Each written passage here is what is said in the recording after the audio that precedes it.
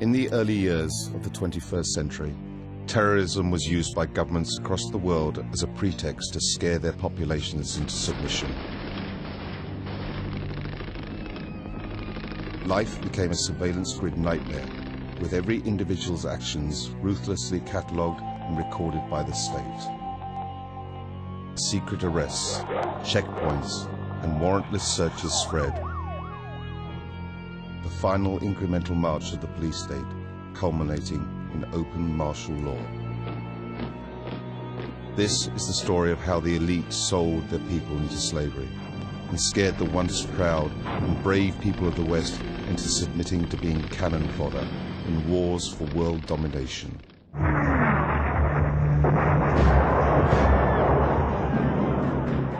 Our enemies have made clear the danger they pose to our security. We're just right outside the security perimeter at this national security event in New York City, just a few hundred yards away from Madison Square Garden, where at least 10,000 police are stationed, supposedly providing security for the Republican National Convention and all the delegates and media that are going to be here. Sadly, we live in a world where, for the foreseeable future, you're going to have to provide security all the time. Who do you work for? Well, you need to tell us. I mean, this is a free country. Officer, can you tell me this guy's badge number? Secret police just covers his badge up. Secret police in America. This is what's called ambush journalism, and I disrespect you for that as well. So thank you and goodbye. The ritual? That's none of your damn business. We're also going to be talking to the protesters and finding out if the protesters are discussing real issues or if it's more of this phony left-right paradigm. On Monday, that Zogby poll was released that showed 50% of New York City residents believe the government had foreknowledge and made a conscious decision not to intervene. 50% of the people who live in New York believe that. Both candidates are cousins. They're skull and bones. They're bringing in big government and tyranny. The evidence is clear. The military-industrial complex was intimately involved in 9/11. Many of the nearly 2,000 protesters arrested over the past few days have been taken to an old bus depot on Manhattan's west side. We should call this facility what it is, and it's a concentration camp. It's the Pier 57 concentration camp. Oh yeah, folks. We're in the middle of it now.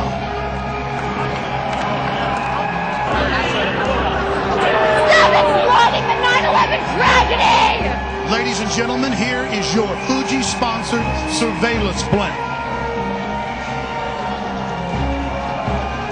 Rollback of our civil liberties, just like them telling us we can't stand on the sidewalk here. Yeah, we can. We went to court and we can.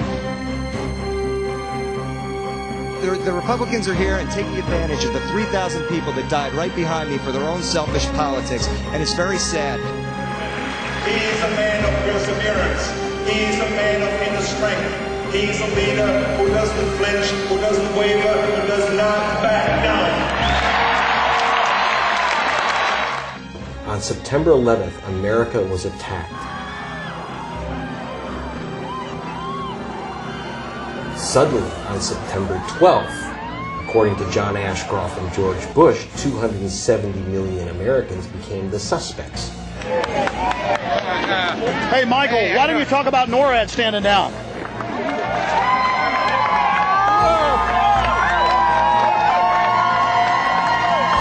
Why don't you talk about NORAD standing down, Michael? Why not the really hardcore 9/11 issues? My friends, this is totally surreal. I'm in the middle of police, machine guns, high-tech sound weapons that are being used in Iraq. And the would-be dictator is on the radio. I'm in the middle of New York City. It's a hellhole of surveillance and police state. And the Bill of Rights being torched, being destroyed. If you're here at 11:35, they will arrest you.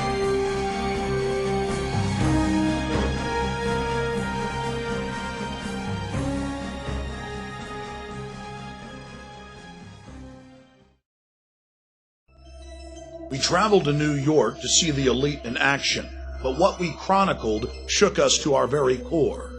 We were witnesses to the elite's ideology, to their mindset, their vision, their philosophy, and the martial law system that they are constructing, not just for the American people, but the population of the world. We're just right outside the security perimeter at this national security event in New York City, just a few hundred yards away from Madison Square Garden, where in just a few hours they'll be starting up the official coronation, Skull and Bones coronation part 2 for John Kerry's cousin, George W. Bush, right here in New York City. We'll chronicle the police state, the surveillance blimps, the sound wave cannons, and we'll discuss 9/11 with New Yorkers by traveling to Ground Zero and find out how many of them are questioning the official story that has holes in it that you can fly a 747 through. You were saying that a lot of people aren't on the street now. What percentage of New Yorkers are left out? 50% have left? Yeah. Are New Yorkers happy about the RNC coming to town? No, they don't. They're not happy? Sir, what percentage of New Yorkers like Bush and like the convention being here? I think about 10%. What does the other 90% think? They left city. Everybody's gone? How many, like 10% of the city's left? Half the city? What would you say is left? 80%. 80% is left? We'd been in New York about an hour before we were threatened with arrest for having our video cameras in the subway. Any one of them. May I ask you what you're doing, sir? Okay, will you tell me again so I know what to do? I'm not telling you what to do. No, ma'am. That's all I am telling you is that you got cops climbing out of... Okay, you have a convention and you have a terror alert in this city. Yeah. Okay. Well, I mean, tell me so I know what to do. I don't know what you should do. Have a nice time. Okay, you want 34th Street. Okay, any train here will take you to 34th Street.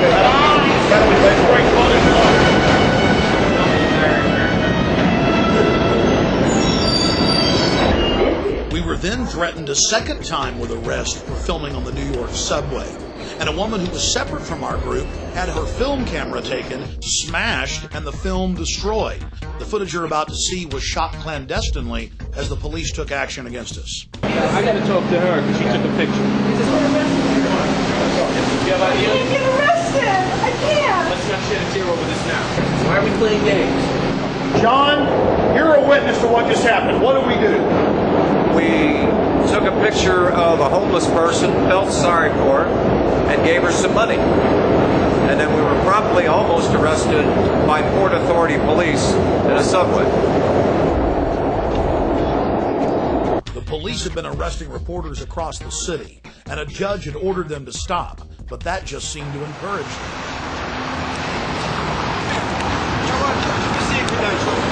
Take them out.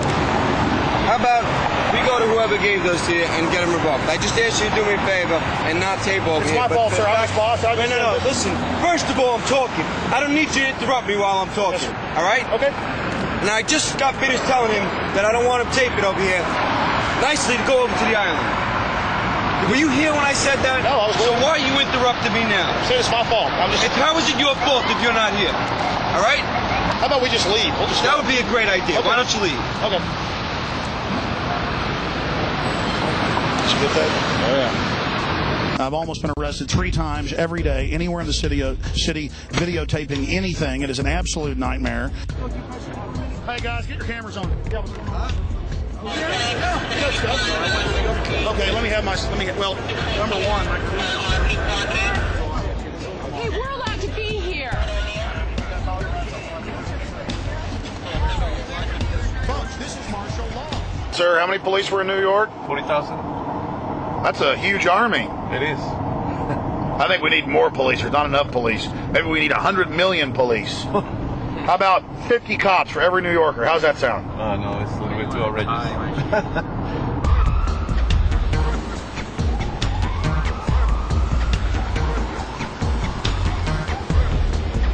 A few months ago, they had a new fake terror alert. Later, they had to admit it was fake, claiming that a couple of Muslim guys were down here trying to take photos and video of all of this because they wanted to attack it. And they said it was a brand new threat. But it turned out that it was over 4 years old. And then when we got here to New York for the convention, they busted 2 guys who supposedly were going to go after the subway. And then in that case, too, it turned out that that was fake, that wasn't real. But all of these are used to scare the population into submission and as a pretext to up the police state and the despotism. Straight out of The Running Man, right here in New York, we have police state surveillance blimps that are sponsored by Fujifilm. This is only the beginning. In the future, every major city will have a high-altitude blimp tethered to a cable with ground-penetrating radar that looks right through your walls and gives the government a black and white image of the inside of your home. This entire war on terror is truly a pretext to launch a military-industrial complex takeover of the entire society. Everything is now going to shift into prisons and surveillance and security. We're going out of the free market economy into the fascist economy. The elite has used socialism to consolidate the people's wealth. Now that it's under their control, they're going to phase out all of the programs for the population, and it's all going to corporate welfare. This is the new America. Sound weapons, police in black ski masks with automatic machine guns, and yes, helicopters swarming around surveillance blimps right here in New York City. And only in the new corporate fascist America would we have a blimp for police state purposes that is sponsored by a major company. And we found out that Fuji gave free bikes to all the police, and guess why? They sold the U.S. government, a bunch of different city governments, or trying to sell other city governments, these high-tech imaging systems, these face scanning systems to recognize who we are. So our face becomes a national ID card, and Fuji is on the cutting edge of that. In the past, football teams had sponsors, or baseball teams. Then it was named stadiums after phone companies, Southwestern Bell, Nextel. Now we have the Fuji-sponsored NYPD blimp. Follow the blimp. The blimp just flew over. Yeah, follow that blimp. Don't lose it. We're using that blimp for surveillance. We always know where the protests are at. There it is, sir. Follow that blimp. No, Luis, what do you know I can say about it? What do you guys think of the new security blimp? It's nice. I want to know how you get qualified to drive the blimp. It says Fuji and NYPD. Yes, it does. I want to go to blimp school because I want to fly the blimp. So is Fuji now with the police department, or are you guys renting it? I think we're renting it. You know, renting the balloon? Yeah, believe it or not, right? I heard a story that the police, in some of their helmets, have cameras. That I never heard. I saw it on Fox. Yeah, that's kind of crazy. What about the big sound wave guns? Where are those? I haven't. That I know nothing about. Did you hear about those? No, I didn't. Did you hear about how they got the sound? I can't comment on anything like that. Well, it was in the newspaper. I can't comment. I'm not allowed to comment on anything like that. On the, what are they called? The frequencies? I don't know what they're called. But you can't comment on them? No. You're not, you can either confirm or deny?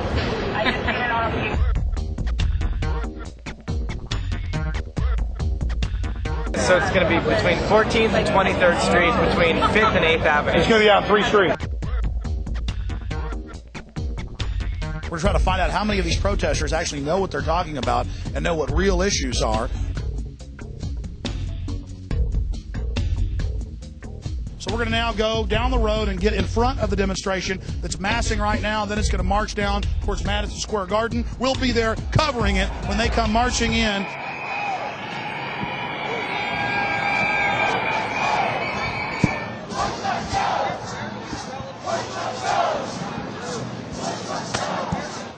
Sir, what do you think about the whole official 9/11 story?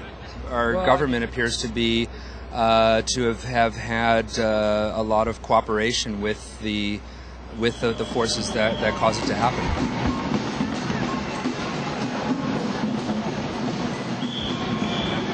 But I'm here to tell the world that Bush is wrong.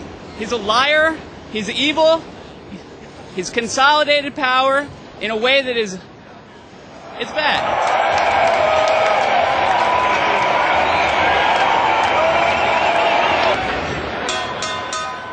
Now, as most of you know, we're not left-wing or right-wing. We're into freedom, the Bill of Rights, the Constitution.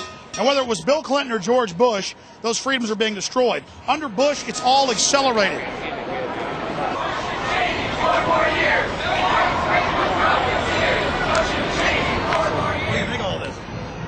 I think if they were going to have a convention, they could have picked somewhere better than New York. And it seems like Bush is trying to bind himself to the 9/11 tragedy. Do you have any comments on that? I was there, and anybody that's going to try and put themselves above the people that actually help pull those people out is not worth my comment, man. I was there.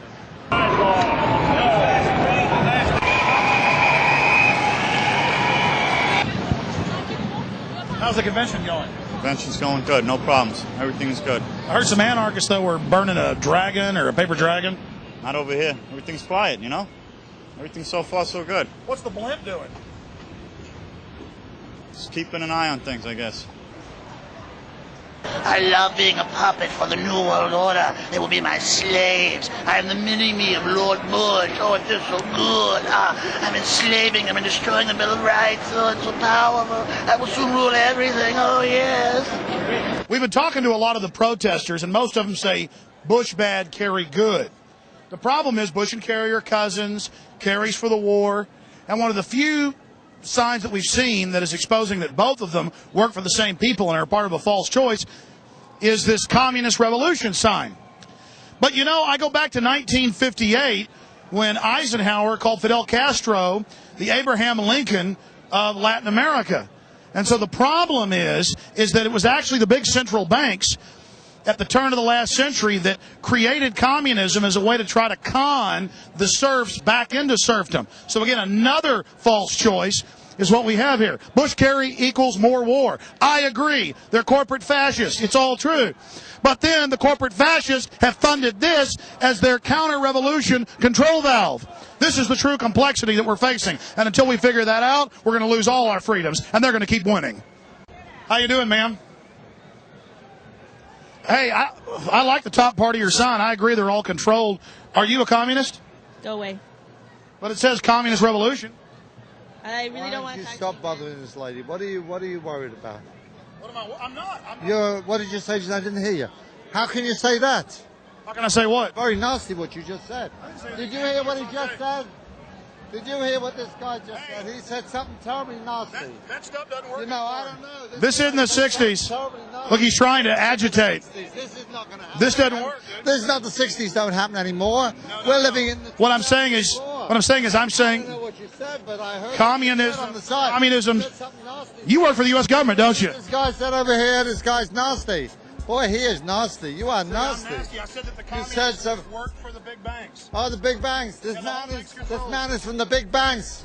He's from Chase Manhattan. He isn't interested in information. He's actually interested in putting out disinfo. Chase Manhattan and Citibank.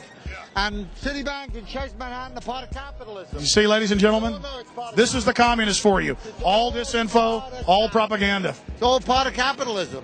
It's all part of capitalism, isn't it? You're a capitalist. You're a capitalist. You're a capitalist. The U.S. government admits they put Mao in. Capitalist. U.S. government admits they put Mao in. Capitalist. You're a capitalist, are you? How much money do you have on you if you're a capitalist? Free markets? What does that mean? You're capitalist masters. What does a free market mean? What's a free market? How long have you been a person? How long have you been a jerk? Right. How long have you been a jerk? How long have you been a jerk? How long have you been a jerk? How long have you been a jerk? Do what, me? Grow up. Who should? You should, asshole. Grow up. No, I'm trying to find out. I agree with the top. I'm trying to find anything. I'm trying to be a disruptive jerk. Why don't you grow up and get out of here, please? Bush-Kerry equals more war. I agree with that. Thank you. Good. But what I'm saying is that the communists were actually at the beginning funded by the same people. It's all consolidation. That's all I'm saying. Good. Thank you. He doesn't care about facts. It's all just disinfo. Good. Thank you. Yeah. Sounds good to me. Thanks. So you don't care that Stalin killed 50 million people? So, yeah. So go ahead. So what else? So you don't care? So who are you? Kill. How many people did you kill? No one. But your ideas killed millions and millions and millions. Capitalism. You're a capitalist. You're a pro-capitalist. That's for blood, right? She wishes we were dead right there. This is the one? She's the one walking around saying she wishes we were dead. Replay it for yourself. She clearly says that too bad Stalin didn't kill us. So we see these communists down here who say Bush, Kerry, both equal war. And we go, yeah, we agree with you. But why are you for communism? Because communism actually, as Professor Carol Quigley at Georgetown, Bill Clinton's mentor, said, was a creation of the big banks to centralize governments and con the people into a movement for the population that was really for the establishment. And they began to threaten to want to kill us. Some of it we got on tape, some of it we didn't. Hey, guys, How's it going? Tell us what you think about this. We're members of the Revolutionary Communist Youth Brigade. Tell us what you believe in. That's it, man. If you want to talk to us, you got to talk to us. You gotta talk to Stalin, in other words. If you want to connect an interview, we can hook you up with our spokesperson. You're not allowed to talk yourself? If you want an interview, you should talk to the spokesperson. Well, have fun. So your leaders don't let you talk yourselves? They've never been to the Soviet Union, Poland, or anywhere in the Eastern Bloc. Look at them. They're like 18 and 20. Come on. And you got these old... Who's that? Why don't you talk to some mainstream Americans? I'm talking to everybody. Okay. Okay, we know where you're coming from. You're looking to to make people in Lima. No, sir. We're not mainstream media. We're actually trying to just make a documentary about all the different views that are at the convention. And everybody's been real nice to us, but communists, they always flip out when we try to talk to them. So now it is becoming an issue with them because they're so ridiculous. Documentary on all views.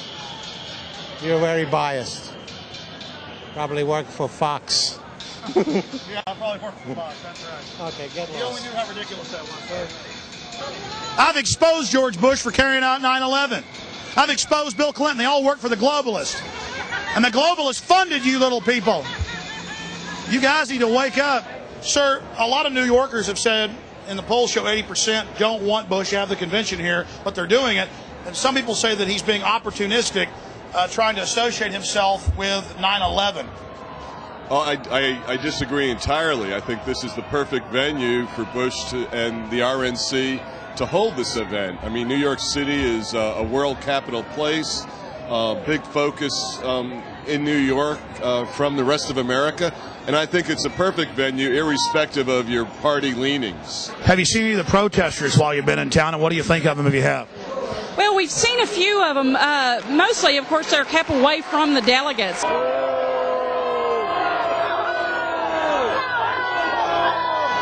But to me, they're not New Yorkers. There's people that have come in and are trying to make New Yorkers look bad.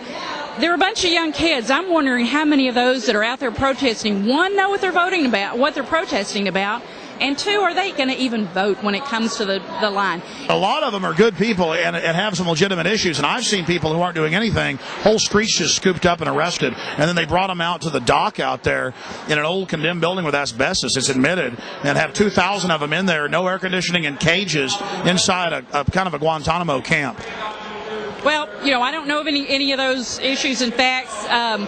If you're going to protest and there's a lot of security, this is just not the way to do it. Protest in another venue other than this. I firmly believe in the right to protest, but this is just not a good place to do it. We've had too much problems in this city to bring more problems to this city. September 11th for a reason as a selling point. This nation was scared to death when those towers went down. The term for it is called waving the bloody shirt. I thought it was manipulative. Get people, appealing to people's emotions rather than their reason. I think they took advantage of a bad situation. So why are you out here? I'm from California and helping your documentary. We're here to protest the protesters. We're here to tell them they're just a bunch of leftist ingrates who are taking advantage of living in America. America is free because people have bled for this country. And we want a strong America, much like we want a strong police department, or we're going to have thugs ruling the streets. We want a strong police, which keeps it safe. We want a strong military, which keeps a good country. Yeah, the same Bible that the president is going to put his hand on that says no same-sex marriage. What are you doing hanging around a bunch of right-wing Christians? What are you guys doing hanging around us? This isn't Berkeley, pal. This isn't Berkeley, buddy. You can't spell Berkeley. How can they leave the borders wide open but then take our liberties? I'm all for closing the borders. Are you kidding? I'm from California. Our hospitals are costing us $80 for an aspirin because illegal aliens are going into our hospitals. I don't understand what the word is. Well, why hasn't Bush done something? Well, I would like to see him do a lot more with stopping those people from coming over our borders. I don't know what the word illegal and illegal alien means if we don't stop them. America is a great country. We annihilate our enemies. Would you please get that dog out of here? There are homosexuals here in New York. You're liable to think that's a gerbil on steroids. Let's be more sensitive. Where's PETA when you really need him? If those people are going to be in heaven back there, if those people are the ones who have armaments on their poster and everything, if they're going to be in heaven, I'm ready to go to hell. This New York is a good example, folks, of what you're going to get in your city, this complete control grid, this locked down city where everything is commercialized, whereas you did that bit on your show where they know what you're going to eat before you're going to eat it. You hear about those guys, thought criminals. They're going to blow up something. They have no weapons. Well, and this is the thing, Alex, a lot of these people down here, they want democracy, and it's amazing how they've been conditioned to ask for their own enslavement. It's all they know. They don't understand this is a republic. Look at all of this. I mean, you'd think these people were very informed. Explain the difference between a republic and democracy. Well, I mean, basically, the democracy is mob rule. And what these people don't understand is that if 51%, whether they're corporate, whether they're Bushites, whether they're Mexicans, decide their fate, then so be it. That's what they're asking for. We're in New York, ladies and gentlemen. Streets are jammed. My friend just called me, and he's right there with Michael Moore right now. I mean, all I want's 10 minutes. I want to just say. tell me, and I'll put it in. Okay, cool. All right, cool. That's awesome. Thanks. Michael Moore is inside there. Now we're going to answer a question. Did Michael Moore expose the truth about 9/11, or did he whitewash it? You know, George Bush has said that anybody that has any connections to Al-Qaeda, should be arrested. Well, no one has greater connections to the Saudis and the House of bin Laden than the Bushes. They've been in business together for decades. George Bush actually started his first oil company way back in 1976 with a member of the bin Laden family and with their funds. The Bushes used them to go after the Soviets back in the 1980s. And bin Laden, according to a Senate report, was actually used to attack the Serbs back in the late 1990s. So when the Serbs fought back, they could say, oh, look, see, they're a bunch of terrorists. We've got to go in and take out the Serbs. My friends, the government had complete and total prior knowledge of the horrible events that happened here. And at the bare minimum, they allowed this tragedy to take place as a pretext to scare the population into total abject fear and then submission. In his film Fahrenheit 9/11, Michael Moore doesn't even talk about things that MSNBC and the Associated Press have reported on. That Osama bin Laden's code name in the CIA was Tim Osman.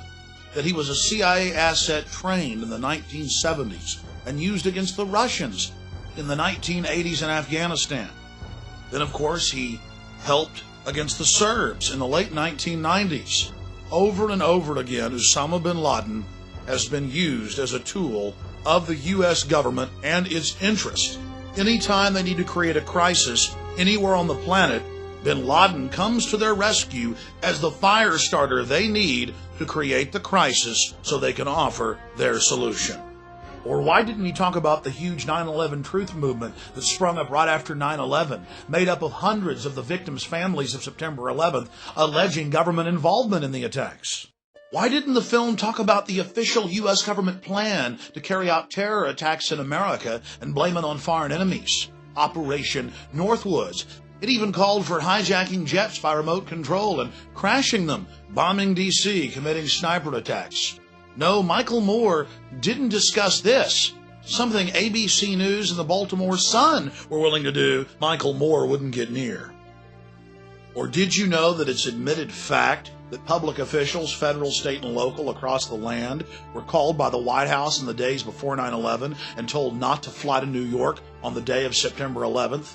Mayor Willie Brown of San Francisco was called by the White House and told, don't fly to New York on the morning of September 11th. He was called September 10th. Why didn't Moore talk about this? John Ashcroft, the Attorney General, just a few weeks before September 11th, stopped flying commercial, citing a hijacker risk. Most shocking of all, The Joint Chiefs of Staff had a scheduled meeting in New York City on September 11th. But the day before, because of a, quote, warning, they canceled their trip to New York City. They even told MSNBC this, but it's still somewhat of a public secret, and Michael Moore isn't talking about it. Author Salman Rushdie was warned by the FAA not to fly to New York on the morning of September 11th as well. It was reported by the Times of London. We have the San Francisco Chronicle, MSNBC, the Associated Press reporting all of this. But still, the average American has been kept in the dark because it's never made the nightly news, and it's certainly never been talked about by Michael Moore. And there was no mention of the fact that NORAD stood down for the first time in its 50-year history. To their credit, something that Michael Moore and the mainstream media did get right was that in the 3 days after September 11, 2001, over 160 members of Osama bin Laden's family were flown out of the country to Saudi Arabia. This at a time when all commercial and private air traffic was grounded by the Pentagon. But that wasn't the only airlift. Seymour Hersh first broke the story at the New Yorker magazine about the airlift of evil. It was then picked up by major publications, but, well, forgotten into the memory hole. At the end of the 3-week-long Afghan war in Afghanistan, 8,000 Taliban and al-Qaeda leaders were loaded on U.S. government C-130s and flown out to Pakistan to safety. It had been their job to stir up the phony crisis in Afghanistan and then give George W. the fake victory. You see, it was a staged war. And this is one of the other big smoking guns of 9/11 government involvement that we're all supposed to forget about. Oh, the government admits they flew him out to safety, but Fox News said it was an accident. Yes, 8,000 Taliban and al-Qaeda cream the leaders being flown out to safety. And top generals were told to release Taliban generals. They were told, let them go. And some of the generals got angry and went public. The FBI has gone public, as well as the CIA. They've even leaked the orders, like W199I, where George Bush ordered them to back off Osama bin Laden and his family. In fact, they even fired some agents that refused to follow their orders. There were red flags everywhere. Everyone knew that the attack was coming. That's why so many public officials didn't go to New York. But months before, there was the Bush administration frustrating the investigations, ordering the agents off the cases, ensuring that the attacks would go forward. Then there were the media reports by respected institutions, backed up by hospital officials at the American hospital in Dubai, Pakistan, of Osama bin Laden meeting with the CIA Middle East section chief for 10 days in July of 2001, months before September 11th. The question is, what was the CIA doing meeting with Osama bin Laden? Getting their story straight? Well, look, 2.5 years ago, I said that Bush was in business with the bin Ladens. Now, FBI agents have gone on C-SPAN and said it. Okay? I mean, it was in the Miami newspapers that they were flying the bin Ladens out. And I'd read it on my radio show, and people call it a conspiracy. It was in the Miami newspapers 2 days after 9/11. They got photos of them flying the bin Ladens out of the country when you and I were not allowed to fly.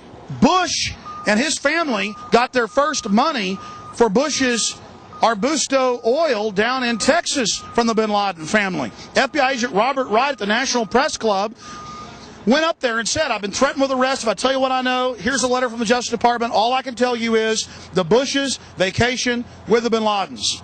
How many of you know that the supposed hijackers, it turned out 7 of them are still alive? That's the BBC. So there we were in New York just wanting to talk to Michael Moore and ask him, why didn't you talk about these really important issues, these central issues? And in between his bodyguards coming over and shoving on us and telling us not to videotape him through the window, we began to realize that Michael Moore really does George Bush a favor. In his film, he acts like Bush is just some idiot who accidentally allowed 9/11 to happen because he was on too many vacations, out fishing too much. Oh, no, that wasn't the reality. The reality is Bush and his corporate interests stood to gain from 9/11. And Michael Moore is covering up those facts. And you don't want to let him eat, and once he eats, you can take a picture. Do you like your phone ringing when you're eating dinner? I'm not calling it.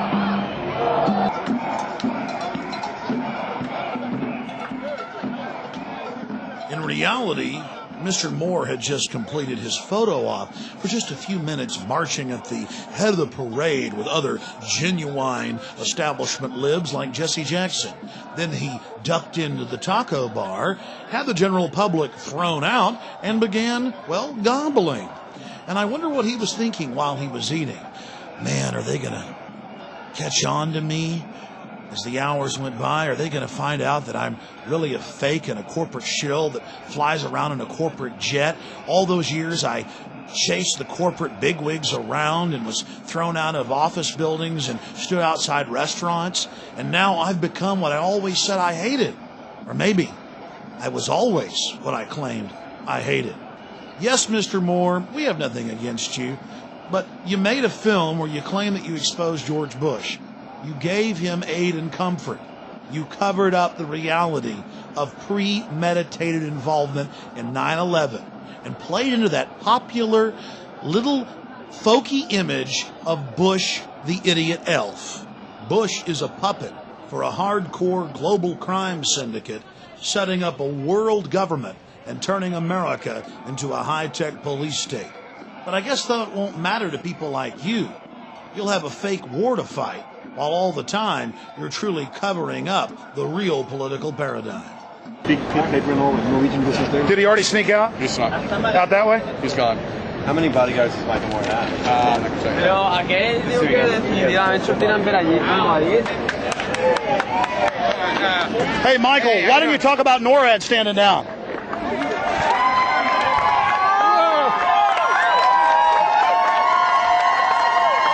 Why don't you talk about NORAD standing down, Michael? Why not the really hardcore 9/11 issues? Michael Moore and the controlled opposition like him may be afraid to even scratch the surface of 9/11, but we're not. We're going to go to the rock bottom of this horrible event and expose who truly perpetrated it, because the future of America and free humanity hangs in the balance.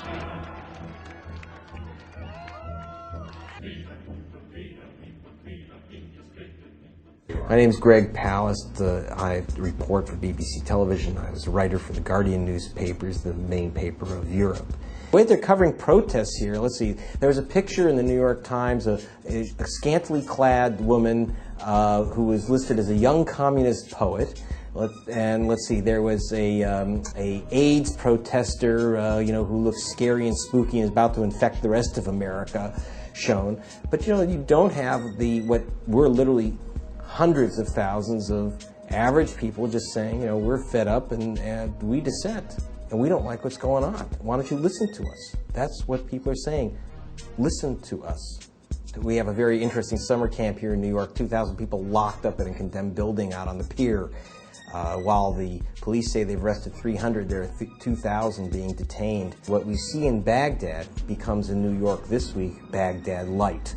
So instead of heavy tortured shackles, you have plastic handcuffs, but it still has the same purpose: keep the population in line. This is not the United States of America that we pledged allegiance to as little kids. We were very proud of the First Amendment, and you could dissent in the USA, and now suddenly dissent is becoming, they're labeling dissent as unpatriotic.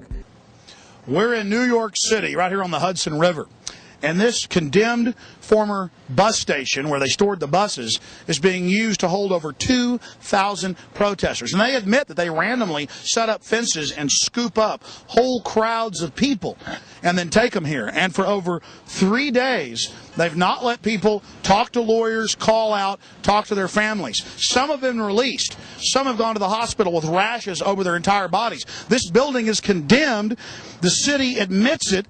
The bus union wouldn't allow them to use it years ago, so they turned it into an emergency police facility. It's full of asbestos, chemicals, oils from decades and decades and decades in this 70-year-old building, and the average stay for someone scooped up in there is over 24 hours. The city even admits that.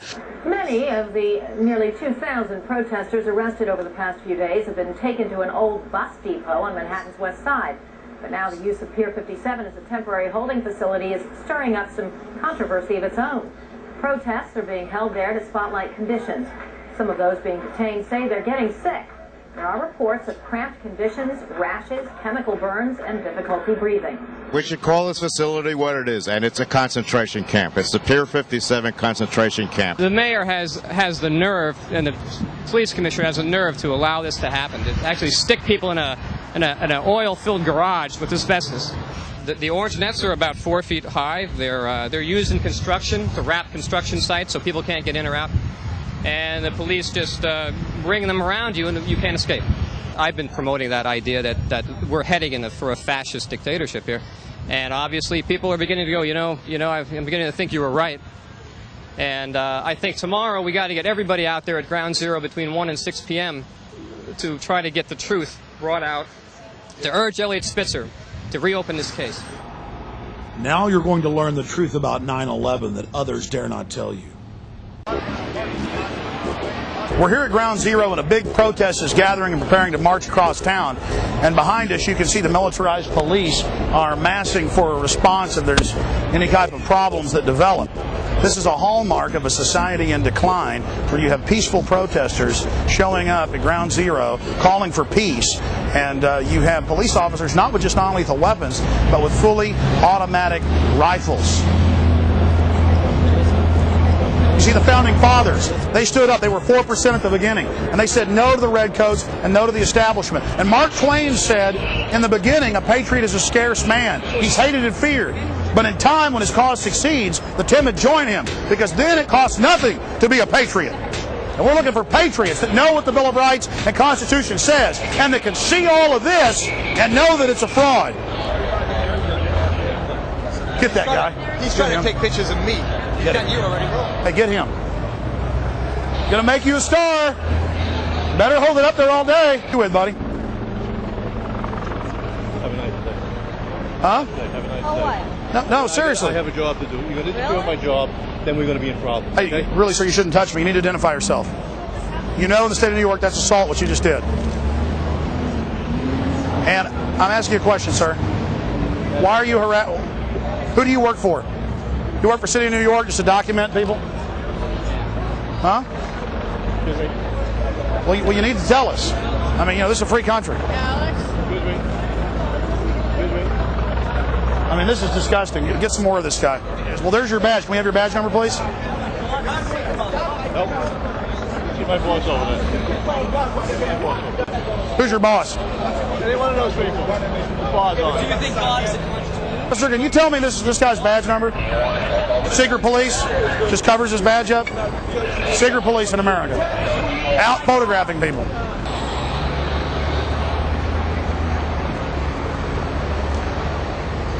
That's the shot.